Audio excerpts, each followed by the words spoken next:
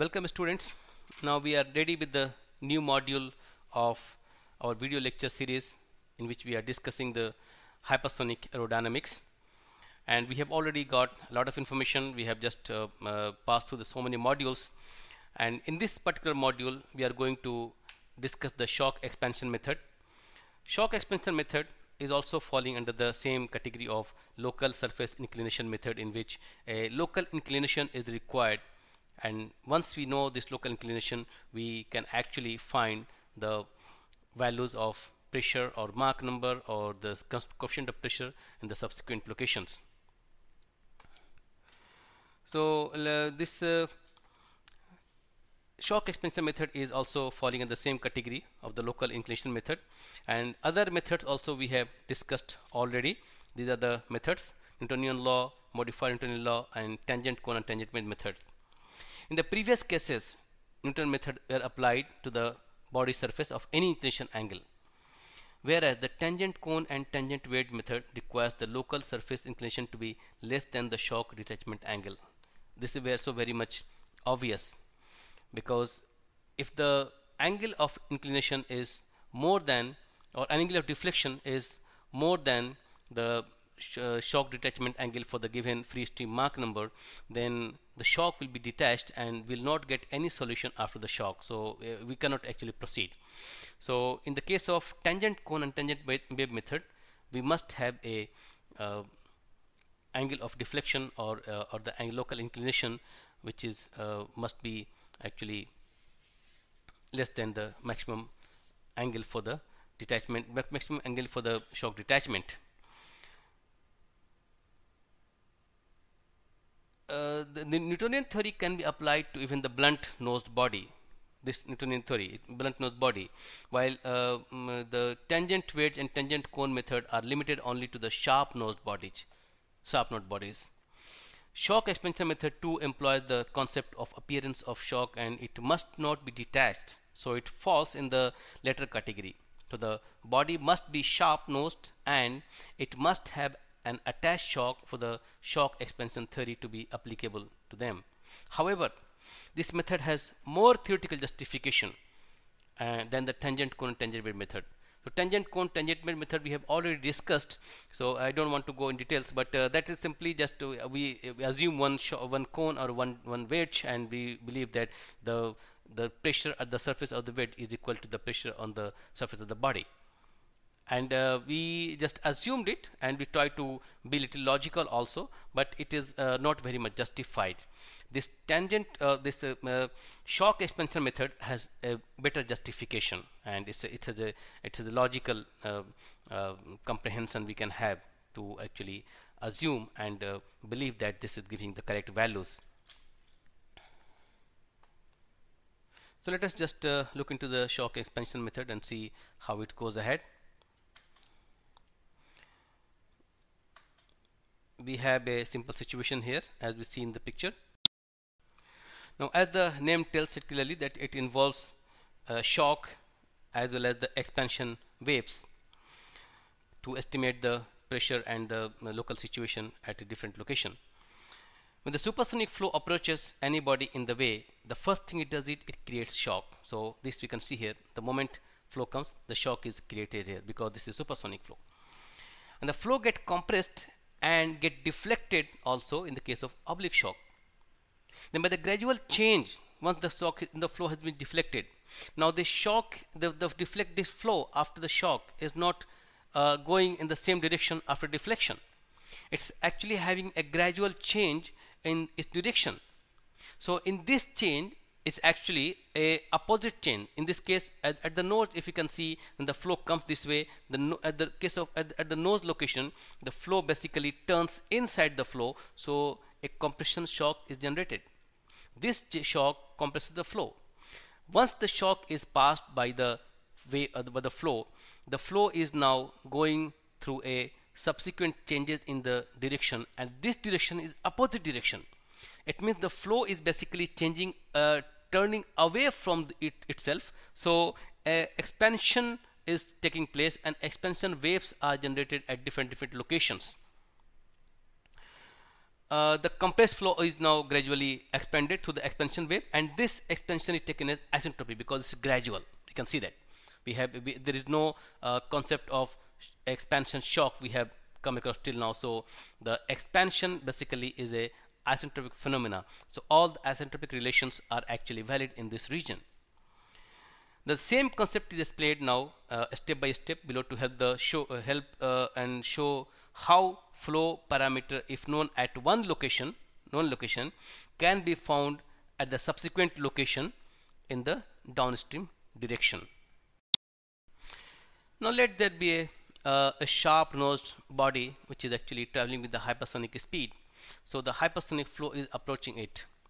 Now we have a shock is generated here. Definitely it is not a straight shock, it's a bow shock, but it's a attached shock, and the sharp nose is actually having a sharp deflection at something we call theta n at the nose. So no theta n, so the deflection angle at the nose, that's what we'll call now.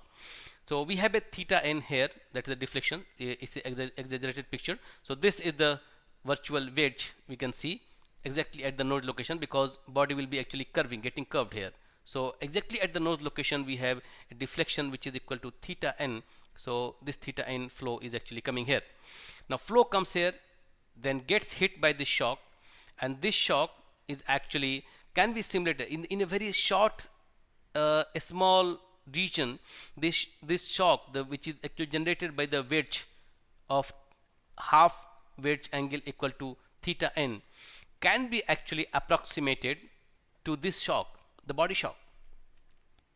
Now it looks like we are actually going with the tangent wedge method, but no, this is different. We are going a different way.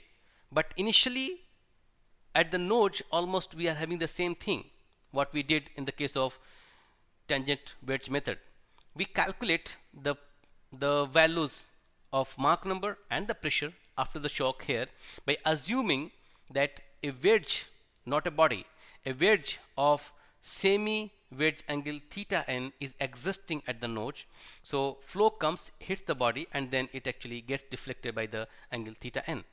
Exactly what we did in the case of tangent wedge method. But now it's different. Once we know these values here, now we forget about the shock here, and then we go step by step and try to find out the values at I location. At I location, the tangent at the particular location I is actually making a angle of theta I. That's what we assume. So this theta I and theta n will actually give the value of the Mach number and the pressure at this location by assuming the flow to be isentropic in between the region. So let us see the step 1. Step 1, we assume the node is a wedge with semi angle theta n, and then we calculate the Mach number at the node location after the shock, and we call it Mn. And we also calculate the pressure after the shock exactly at the nose location, we call it Pn, or you can see the behind the shock. Now these things are basically found by using the exact oblique shock theory. So we don't have a bow shock. The shock actually, look at here, the shock is actually getting curved here. This curvature is not having any effect at this particular location. So we'll have exactly a straight shock and almost a straight shock, and we actually use the straight shock relation, which is oblique shock relation, and try to find out the Mach number and the pressure at the nose angle at the nose, and we call it actually Mn and Pn. And this phenomena can be actually very much visible here. Now it's the same picture repeating. Now it came here, and then we have the value now the M infinity and P infinity approach this body, and then finally we have after getting deflected by theta n, we have Mn and Pn by using the exact oblique shock theory. Now step number 2 comes here. In the step number 2, we assume a local Prandtl-Meyer expansion along the surface downstream of the nose. Now we wish to calculate the pressure at the point I. or something like pi. So pi is obtained from the Prandtl-Meyer function, assuming an expansion through the deflection angle delta theta, del theta is equal to theta n minus theta I. Now let us just apply this statement again on this picture. The same picture is there. Now we know the values at this particular location, and now using these values we have to find the values at here, Mach number as well as pressure. Now since these values are actually isentropic, because the flow is isentropic here, the isentropic relation can be actually utilized, but the flow is not straight. In normal cases we have seen this isentropic relation where we have seen that flow through variable area, just area is varying, then how this pressure and Mach number, they are interrelated. But the same thing cannot be utilized here, because flow is actually getting accelerated here because of expansion. So we have to find the Mach number using Prandtl-Meyer function, and then Prandtl-Meyer function is coming this way. We from theta n and theta I, we got the value of del theta, that's the change in theta, or you can say that the amount of expansion which is being caused in the flow. This expansion will actually affect the Mach number as well as the pressure. How? By using this relation. Here we have the Prandtl-Meyer expansion, which is actually a function of Mach number, and the gamma we know very well. Gamma is actually 1.4 for the air. In this relation, which is actually is a exact relation, and we can actually find it by having this idea that there's one unknown and there is one equation. So ideally speaking, we should be able to find it. The value of mn is known to us and value of mi is unknown. This theta we have already got it, so we can find it. But the problem is this is implicit in Mach number, so it is not possible to find it. It's very difficult unless we go for the numerical method type of thing, or maybe iteration method type of thing. So we use the Prandtl-Meyer table to find it. How? Let us see that.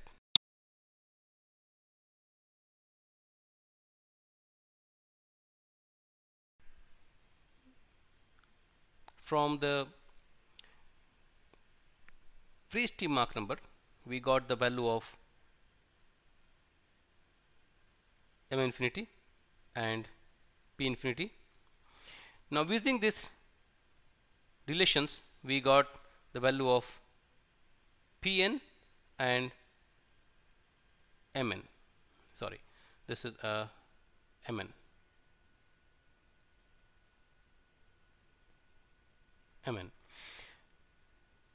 How? Using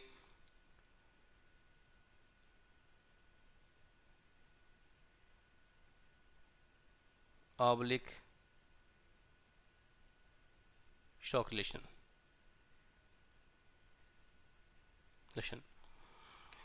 Now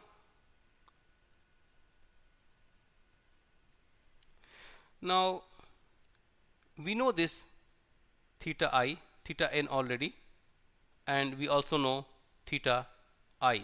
That's the point where we have to actually find the values of pressure and Mach number.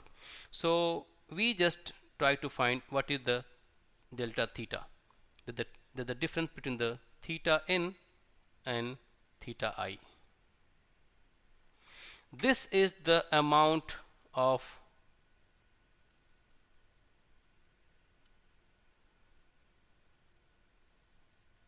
expansion which is caused inside the expansion wave, and this is also isentropic.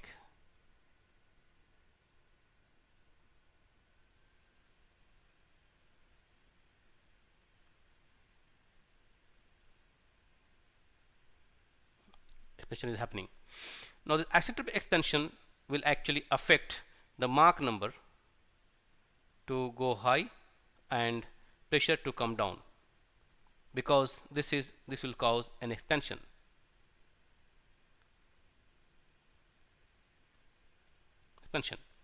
So how to find this? We have already seen this Prandtl-Meyer function.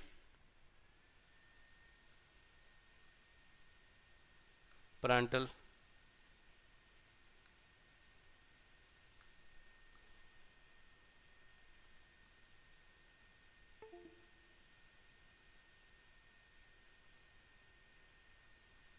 expansion function. Problem is this function is actually implicit.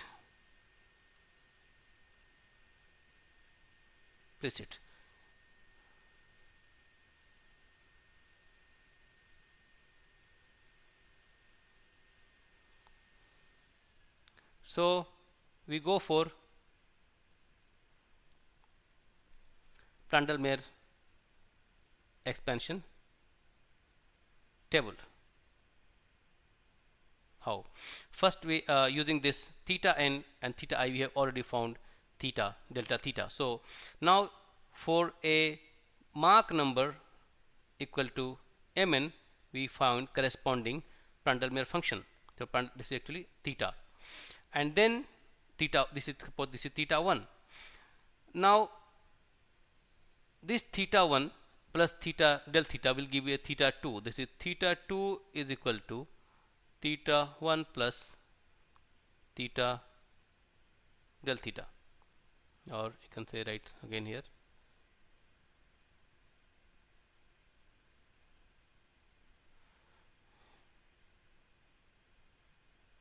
del theta. Now we have to find a theta, a Mach number mi corresponding to del theta, theta 2. This is our Mach number. So our Mach number at I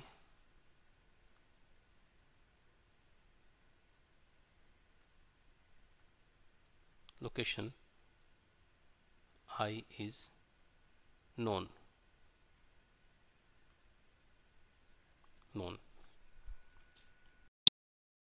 So if mi is known, we go to the step 3 anyway, but I can say that now from here to we have to come here. So using mn and pn, we have mn and theta n and theta I, we have found actually mi. Now we go for the step 3.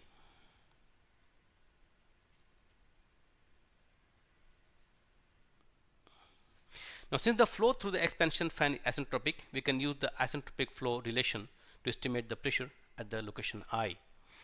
And this is very simple, and this is something which we have to actually ponder, and this we have to conceive the idea that the flow in the shock layer is isentropic because there is no abruptness or there is no non-isentropic phenomena taking place, and pi and the location n after the shock, behind the shock, and the location I, both are falling in the shock layer region. So the flow through from n location to I location is actually isentropic, and we know the Mach number mn and mi already. So once we know these things, we will be able to find the pi because pn is also known to us, and this is actually isentropic relation.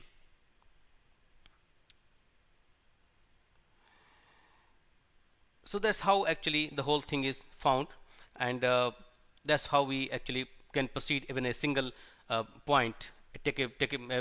As we have many points on the contour, on the surface of the body, which is actually traveling with the hypersonic speed, and we can just keep finding by taking first point to be always the nose point, that is pn and mn, and then different i's will be there, i1, i2, i3, and we will keep finding. And once you know that, we'll have the pressure throughout the surface of the body. It's a very simple method and simple concept available. Now the question is this an exact method or an approximate method? Because looks like we are trying to find the exact value. The answer is this is still an approximate method. The reason is there is a gradual change in the angle, but we are treating it as a sudden change in the angle, and then we are trying to find the value of pressure and the Mach number at the location by taking the reference of nose location. the flow from nose location to is not changing drastically to the eye location. So the already flow has been compressed a value of theta n. This compressed flow is not expanding directly or suddenly to theta I or by theta I, but we are treating it that way. That's what it makes the theory on the entire process as approximate. Otherwise this is basically a very accurate and good result. Now there is short spatial differences consideration will make it an exact method like method of characteristic. So if you just take a small location between the if you take two eyes very close to each other and a small differences are there between the eye locations from I1, I2 and all the three I3 all these, then this calculation can become very correct and very near, close to the exact method, and it will simulate the method of characteristics. The same picture repeats here again, that these values, suppose I is here and now n or reference value is here, and then we have this I. Now if we have more eyes at a different location, if you have these eyes very close to each other, then this will give almost exact result, and that value will be very much close to the value estimated by the method of characteristics. The one point which has to be actually remembered here, that the reference value which we are taking is always nose values, and that's what also it makes it approximate. Just look at here. Suppose this is the nose and difference is here, and then corresponding to the by taking the reference of this nose value, sometimes we find this eye, or suppose the eye, another eye is here, another eye is here. Now suppose we keep taking this theta n, if we keep varying this, suppose we have theta n, mn and pn.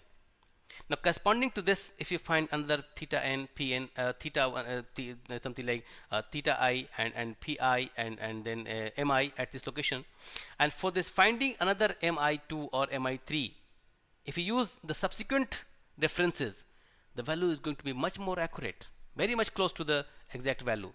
But in this method, to have the simplicity, we just try to take this and fix our reference always to be theta n, nose values theta n and pn and mn, and then we always find other value. That's what it makes it approximate. It's not exact value, because we also fix our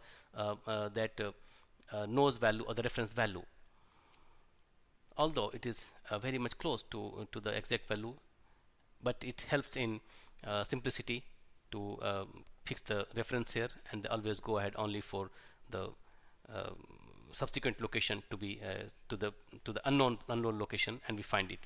Now the value already found at I1, I2, I3, they are never used as the reference. That's what makes it actually approximate value. Otherwise this is very accurate. Some result discussion. Now let us see how some results are discussed here. A 10% biconvex aerofoil is solved using shock expansion method and the exact method. Exact method means the method of characteristics, and then these two are compared here. Just we have, let us see this thing. So we have the characteristics, the solid line is characteristic, and the dashed line is actually, the broken line is shock expansion method. A close agreement can be very much seen here. It's very visible. CP is found at different locations, starting from nose location to almost 60-80%, and then after that it becomes almost 0.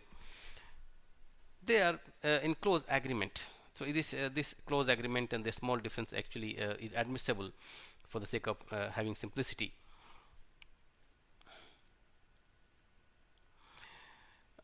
It can be applied to body diffusion. Yes. We discussed this actually. We just we discussed by taking a case of a two-dimensional body, and just we one a wedge of semi wedge angle equal to theta n is actually assumed, and then the shock which is generated is actually used to find the value of mn and pn. But that's actually a two-dimensional case. But this can be actually utilized to find the value of revolution, to the values over the body of revolution also. But for this, the relation which we normally use in the case of a state or weight shock or two-dimensional shock is not going to be utilized. So we have to find this Mn and Pn using another method, something called Taylor-McCall-Cohn results. So Taylor-McCall have actually calculated and estimated and set a table for the shock appearance on a cone instead of a wedge. So this cone is basically a body of revolution. So all the data which is available in the case of Taylor-McCall-Cohn results, they can be utilized if we have the body revolution instead of a wedge-like two-dimensional body. But this method is very much useful and very much applicable there also. Now we just see that another one more kind of result, and see that what's happening here. Like ogives at 0° angle of attack solved by using shock expansion method is here. Now this experiment, we have these experimental results. Experimental results are supposed to actually match almost 100% the method of characteristic, and we can see that these circles are actually lying on the solid line. So they are nothing but the same thing, because method of characteristic is actually a well approved numerical method which is actually giving the correct result.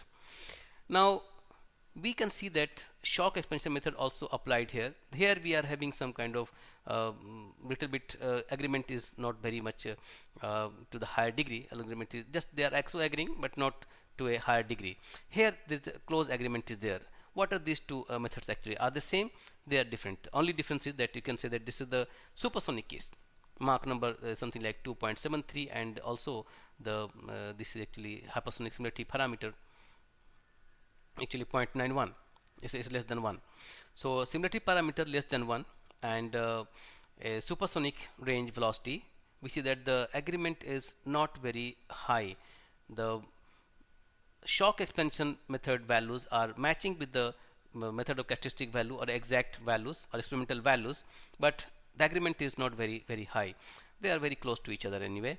But the moment it goes in the hypersonic range and the hypersonic similarity parameter becomes more than 1 or something more than 1.68, they start matching to a very high degree. And there is a good reason behind this this theory. There is a good explanation for this. What is that? We'll see that right now. The results show poor agreement for the supersonic case, while they agree nicely for the hypersonic case. Question is why? This question is answered here. Let me see. We have a body here, supersonic body, which is actually acting in a flow. Now the Mach number is generated. This shock is generated here because of this supersonic flow hitting the body.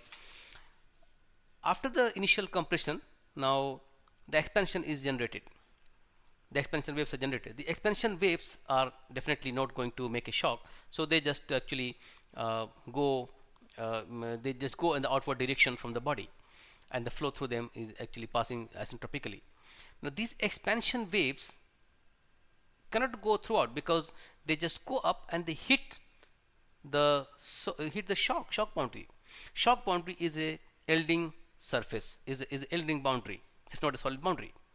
The moment these waves hit the yielding surface, their nature gets changed and they get reflected. We know that if the wave, when they hit the solid surface, the reflected wave is having the same nature as the incidence wave, and if the surface is yielding surface, it's not a solid boundary, then the reflected wave changes the nature and they get reflected. So it's actually hitting and changing the nature coming out. So these waves, solid lines, we can say these are the expansion waves. They go and hit, they come back as a compression waves. But again, there is no question of compression shock. The shock, they don't appear as a shock. There's a very thin compression waves, and since there is no abruptness, the flow still remains throughout a isentropic flow. Now these expansion and the compression waves individually make a net-like structure each other. And if you consider this, both of these, expansion wave as well as the compression wave, that what becomes the method of characteristics, because in that what we normally consider, and we each and every node we try to find out the values here, the values, and this value we know that is matching 100% with the experimental value, so they are very accurate results. This we do in the case of method of characteristics. The method of characteristic is supposed to match almost 100% with the experimental value. For what reason? The shock expansion method is also coming very close to that. The reason is explained here. In the case of supersonic, we see that both are available, and since both are available, the expansion as well as the compression waves, but in shock expansion method we don't expect any compression wave to available here. We assume only the expansion waves. We don't assume any compression waves. So in that case, this method becomes very actually approximate, and this approximate value and the gap between the accurate value, exact value, and the approximate value becomes wide, and the agreement is very, very poor in the case of supersonic flow. But for some reason, in the hypersonic flow, despite the shock expansion method, it still doesn't consider the reflected waves and doesn't consider a net-like structure. It starts agreeing to the exact method with a very high degree. The reason is here. Look at here. In the case of a hypersonic flow, in the hypersonic region, the shock layer becomes very, very thin, and the shock comes very close to the body. In that case, when the expansion waves are actually going and hitting the yielding surface, the shock on the outward direction, the reflected waves are actually not very much affecting the flow in between.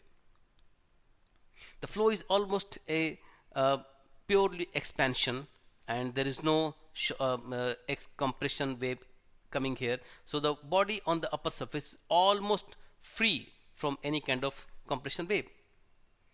So even if we consider the compression wave, they are not existing.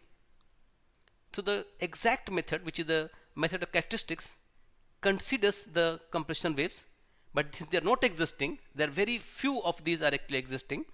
So by ignoring this, in the shock expansion method we calculate the values. These values, two values, may give a very close agreement, because it's almost like a method of characteristic, despite we don't consider the net like a structure, because the net is almost not existent.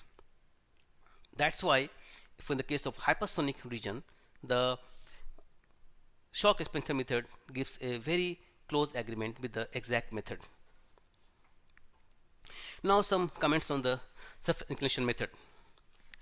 We have finished the surface inclination method, and in the next module we'll be studying the next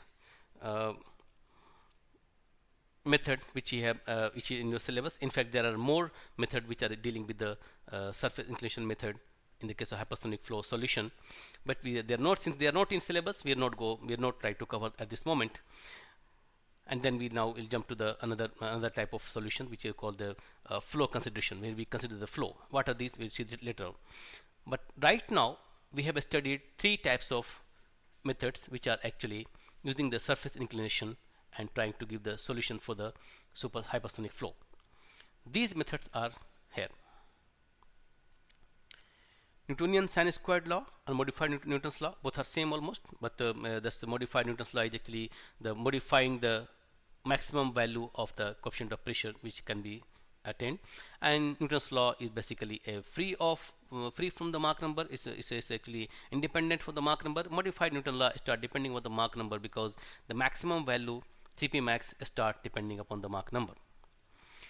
Other method we studied, that is actually tangent weight method or tangent cone method, where we assume a virtual cone or virtual wedge, and then we find the tangent over that, and then we make sure, then we just assume another wedge shock or cone shock is existing, and then whatever the change this cone shock or wedge shock brings about, we assume that the same pressure is actually and same coefficient of pressure is available in the case of a body shock also.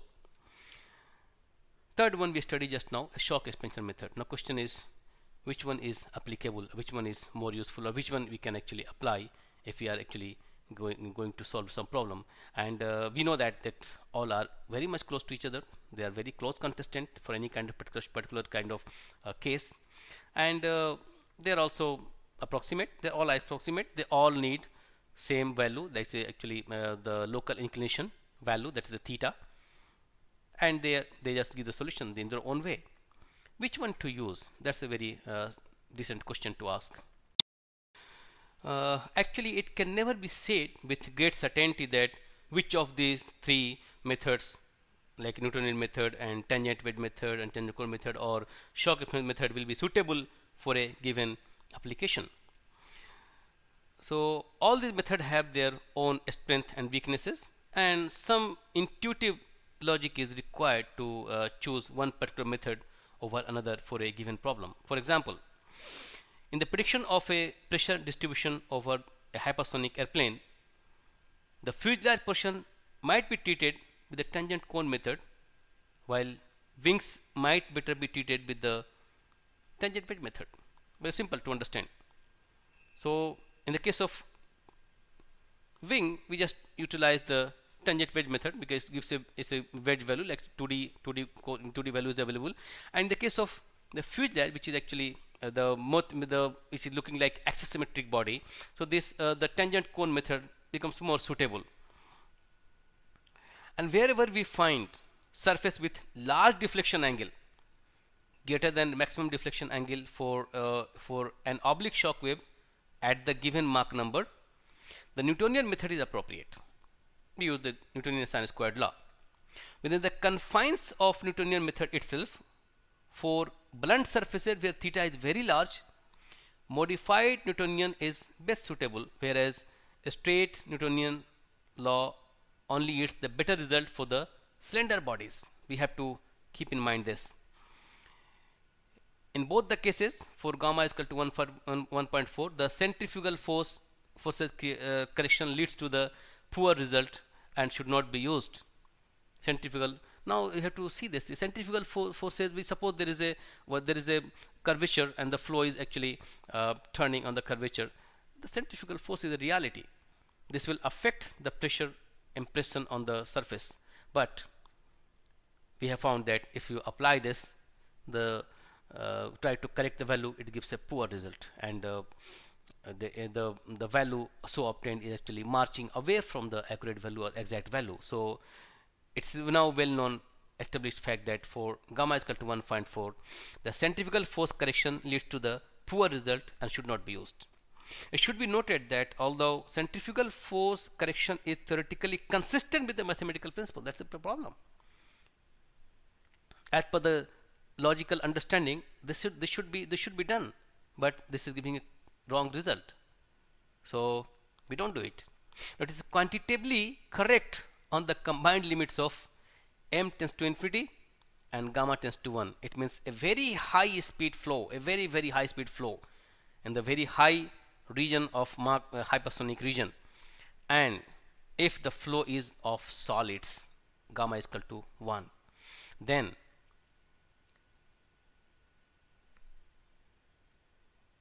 this correction of centrifugal forces is actually giving the correct result, which is not the case. So we have to ignore this in the case of solving the normal hypersonic flow over any body.